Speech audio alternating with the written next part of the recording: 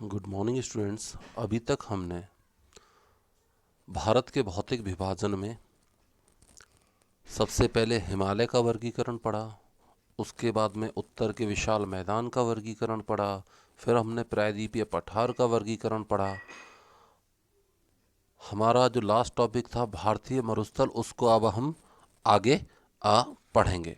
इसमें हम लोगों ने देखा था, भारतीय मरुस्थल में हम लोग पढ़ रहे थे कि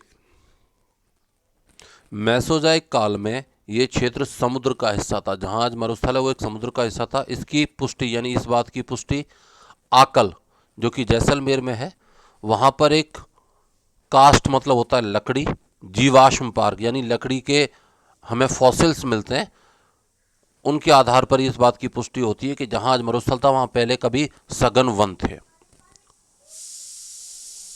तो आकल में स्थित कास्ट जीवाश्म पार्क में उपलब्ध प्रमाणों तथा जैसलमेर के निकट स्थित ब्रह्मसर के आसपास में समुद्री निक्षेपों से यह ज्ञात होता है कि ये क्षेत्र पहले सघन वन थे यहाँ पर। और जो जीवाश्म में इनकी जो हमने कार्बन डेटिंग प्रणाली से उनकी एज निकाली है वो लगभग 18 करोड़ वर्ष पुरानी है। यद्यपि इस क्षेत्र की भूगर्भिक चट्टाने संरचना प्रायद्वीपीय पठार का ही विस्तार है, लेकिन तथापि अत्यंत शुष्क दशाओं के कारण से इसकी धरातलीय आकृतियां भौतिक अपक्ष है, यानी तापमान के कारण जो चट्टाने टूटकर अपनी जगह पर गिर जाती हैं उसे भौतिक अपक्ष कहते हैं। और पवन क्रिया का मतलब है अपर्दन, हवा अपने साथ में मिट्टी को उड़ा के लेके जाती है और चट्टानों को घिसते हुए तोड़ती है, पवन क्रिया कहलाती है, से निर्मित है। यहाँ की प्रमुख स्थलाकृतियों में रेतीले टिब्बे, छत्रक चट्टाने और मरु उद्यान हैं। ढाल के आधार पर मरुस्थलों को दो भाग में बांट सकते हैं, सिंध की ओर ढाल वाला उत्तरी भाग और कच्छ का रण, और ढाल वाला दक्षिणी भाग। यहाँ की अधिकतर नदियां अल्पकालिक हैं, यानी केवल वर्षा काल में ही बहती हैं और बाकी टाइम में सूखी रहती हैं। मरुस्थल के दक्षिणी भाग में बहने वाली लूनी नदी महत्वपूर्ण है। अल्प वृष्टि यानी कम वर्षा, वृष्टि का मतलब होता है वर्षा, कम वर्षा और बहुत अधिक बाष्पीकरण की वजह से इस प्रदेश में हमेशा जल का घाटा रहता है, यानी पानी की कमी पाई जाती है। कुछ नदियां तो थोड़ी दूरी तय करने के बाद ही मरुस्थल में खो जाती हैं, यानी लुप्त हो जाती है। यह अंतःस्थलीय अपवाह का सबसे अच्छा उदाहरण है। यहाँ नदियां झीलें या प्लाया में मिल जाती हैं। इन प्लाया झीलों का जो खारा पानी होता है उससे नमक बनाया जाता है। फिर अपन बात करें बच्चे तटीय मैदानों की। अब देखिए तटीय मैदानों को मैं आपको बताऊं उससे पहले आपको मालूम पड़ना होना चाहिए कि तटीय मैदान है कहाँ और ये क्या है। जैसे मान लीजिए ये भारत का नक्शा है, ये भारत का नक्शा है, यूं मान लें अपन, है ना। ये हमारा प्रायद्वीपीय पठार है बीच वाला। इस प्रायद्वीपीय पठार के बीच में जो मैं ये शेड कर रहा हूं, ये वाला जो है ये तटीय मैदान कहलाता है। ठीक है। अब जो पूरब की तरफ है ये पूर्वी तटीय मैदान और ये पश्चिमी तटीय मैदान है। ठीक है। तो हम जैसे पहले पढ़ चुके हैं कि भारत की तटरेखा बहुत लंबी है। हम पढ़ चुके हैं कि भारत की तटरेखा बहुत लंबी है। इसके स्थिति और सक्रिय भूआकृतिक प्रक्रियाओं के आधार पर तटीय मैदान को अपन दो भागों में बांट सकते हैं, पश्चिम तटीय मैदान और पूर्व तटीय मैदान। पश्चिम तटीय मैदान जलमग्न तटीय मैदानों के उदाहरण है। ऐसा विश्वास है कि पौराणिक शहर यानी महाभारत में आपने देखा होगा द्वारिका, जो किसी समय पश्चिमी तट पर स्थित भूमि पर स्थित था, अब वो पानी में डूब चुका है। अब वो पानी में डूब चुका है।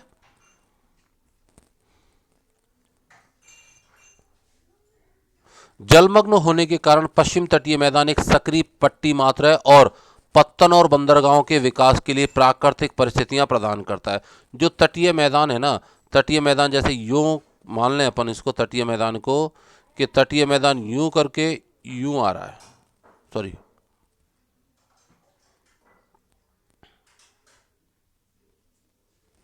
जो तटीय मैदान है वो समुद्र, ये समुद्र है और यहाँ से फिर ये ऐसे करके आ रहा है। तो क्या है, समुद्र की वजह से बड़े आराम से जहाज यहाँ तक आ जाते हैं, तो तट बहुत अच्छा है। ऐसा है पश्चिमी तटीय मैदान। और पत्तन और बंदरगाहों के विकास के लिए प्राकृतिक परिस्थितियां प्रदान करता है। यहाँ पर स्थित प्राकृतिक बंदरगाहों में कांडला गुजरात में है, मझगांव, JLN यानी जवाहरलाल नेहरू नावा शेवा, मारमा गोवा, मैंगलोर, कोचीन शामिल है। उत्तर में गुजरात तट से दक्षिण में केरल तट तक फैली पश्चिमी तटीय मैदान को निम्नलिखित भागों में विभाजित किया जा सकता है। गुजरात का कच्छ का मैदान, काठियावाड़ तट, महाराष्ट्र का कोंकण तट, गोवा तट, कर्नाटक और केरल में क्रमशः मालाबार तट। पश्चिमी तटीय मैदानों में संकीर्ण, संकीर्ण का मतलब होता है छोटा पतला, परंतु उत्तर और दक्षिण में चौड़े हो जाते हैं।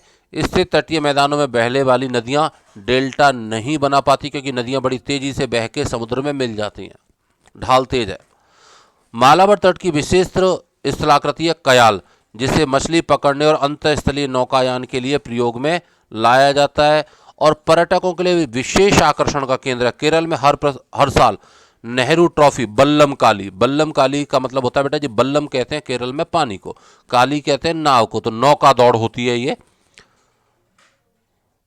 का आयोजन पुन्नमद्दा कयाल में किया जाता है। पश्चिम तटीय मैदानों की तुलना में पूर्व तटीय मैदान चौड़ा है और उभरे हुए तटों का उदाहरण है। पूरब की ओर बहने वाली और बंगाल की खाड़ी में गिरने वाली जितनी भी नदियां हैं, यहाँ पर ये लंबे चौड़े डेल्टा बनाती हैं, जिनमें महानदी, गोदावरी, कृष्णा, कावेरी का डेल्टा शामिल है। उभरा तट होने के कारण यहाँ पत्तन और पोताश्रय यानी एक तरह से ये बंदरगाह होते हैं। देखिए, पत्तन का मतलब होता है जहाँ पर पानी के जहाज़ों में वस्तु और यात्रियों को चढ़ाया और उतारा जाता है, उसे पत्तन कहते हैं। पोताश्रय या वो जगह होती है जहाँ पर जहाज़ों का मरम्मत का कार्य किया जाता है और उनको वहाँ रखा जाता है। जैसे कि अपनी गाड़ियों की गैराज होती है ना, गैराज में गाड़ी खड़ी भी रहती है और उसका मेंटेनेंस का काम भी होता है, तो वो पोताश्रय कहलाते हैं। यहाँ पर कम है। यहाँ पर महाद्वीपीय शेल्फ की चौड़ाई 500 किलोमीटर है, जिसके कारण यहाँ पर पत्तन और पोताश्रयों का विकास बड़ी मुश्किल से होता है। पूर्वी तट के कुछ पत्तनों के अपन अभी नाम पढ़ेंगे।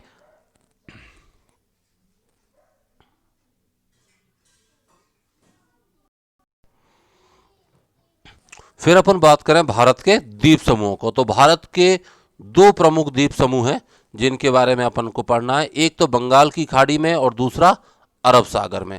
अब देखिए, फिर वापस से अपन वही जानने की कोशिश करते हैं। मान लीजिए ये हमारा भारत का एक रेखा चित्र है। मैं नक्शा नहीं कहूँगा क्योंकि नक्शा नाप के बनाया जाता है। ये रेखा चित्र है, आप लोग अच्छी तरीके से जानते हैं। ये अरब सागर है, ये अरब सागर है, ये बंगाल की खाड़ी है। ठीक है, अब ये अरब सागर, ये बंगाल की खाड़ी है, और यहां पर जो द्वीप हैं उनके बारे में अपन बात करें तो बंगाल की खाड़ी, भारत के दो प्रमुख द्वीप समूह, एक तो बंगाल की खाड़ी में और दूसरा अरब सागर में। बंगाल की खाड़ी के द्वीप समूह में लगभग 522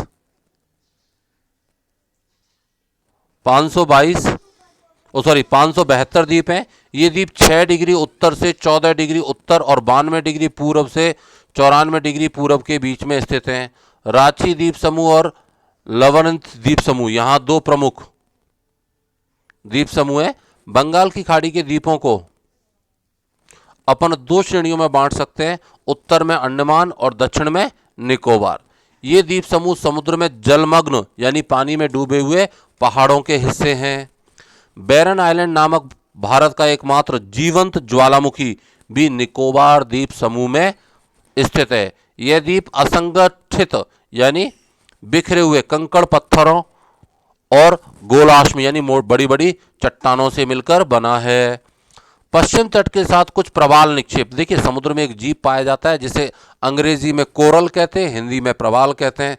प्रवाल करोड़ों की तादाद में समुद्र में मरते हैं और इनमें कैल्शियम की मात्रा बहुत ज़्यादा होती है, जिसकी वजह से ये लोग क्या करते हैं, आपस में चिपक जाते हैं और उनसे इन जीवों का निर्माण होता, मतलब इन द्वीपों का निर्माण होता है।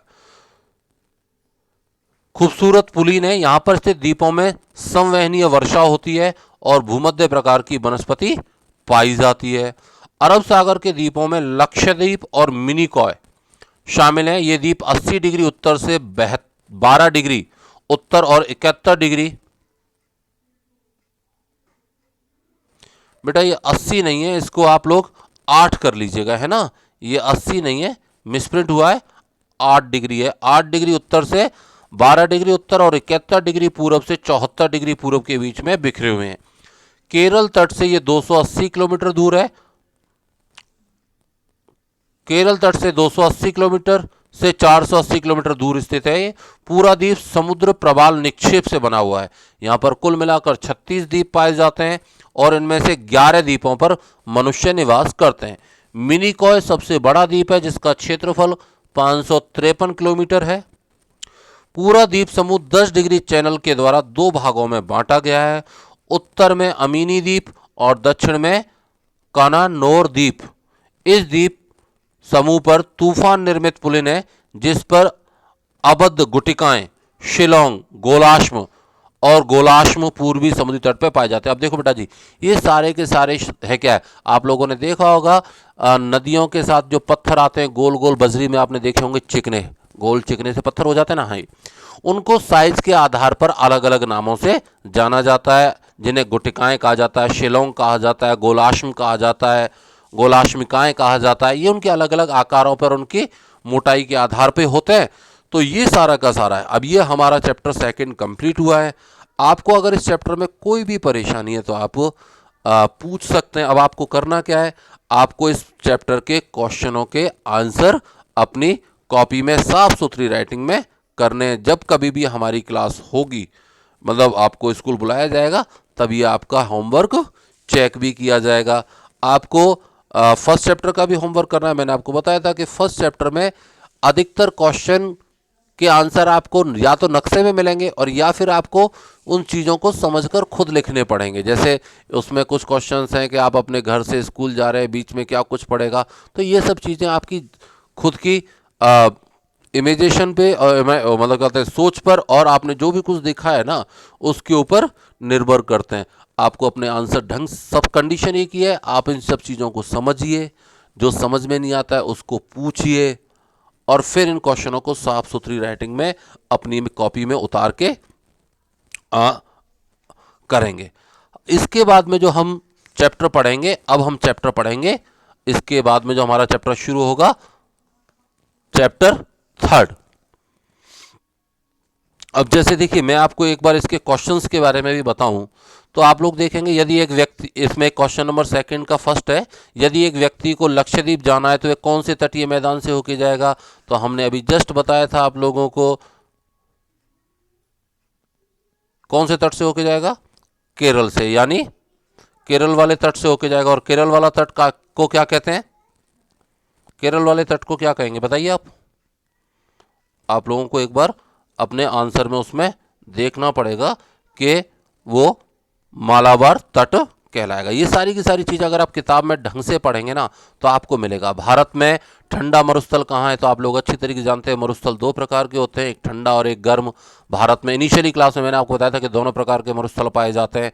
ठंडा मरुस्थल कहाँ है, लद्दाख में, सियाचिन वाला, ठीक है। अब इसकी प्रमुख श्रेणियों को आप नक्शे में देखेंगे। पश्चिमी तटीय मैदान पर कोई डेल्टा क्यों नहीं है, क्योंकि पश्चिमी तटीय मैदान पर बहने वाली जो नदियां बड़ी तीव्र गति से बहती हैं, इस वजह से वो अपना डेल्टा नहीं बना पाती।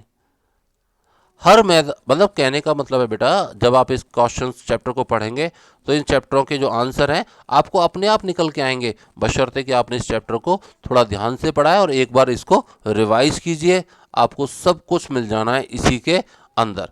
जो परियोजना और क्रियाकलाप वाले क्वेश्चंस हैं ये आपको नहीं करने हैं, इनके बारे में अपन बाद में जब नक्शे आपको बोर्ड पे भरवाए जाएंगे तब अपन इनको करेंगे। Thank you. कल अपन नेक्स्ट चैप्टर शुरू करेंगे, थर्ड।